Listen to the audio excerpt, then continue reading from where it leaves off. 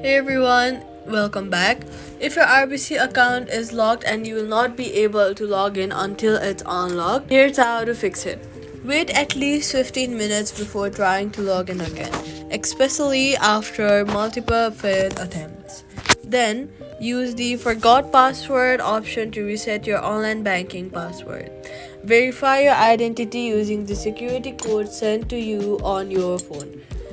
If the account remains locked, contact RBC support to unlock your RBC support to unlock your account securely.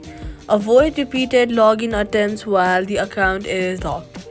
Password reset or support verification is usually restore access quickly, and that's it. Subscribe for more quick fixes.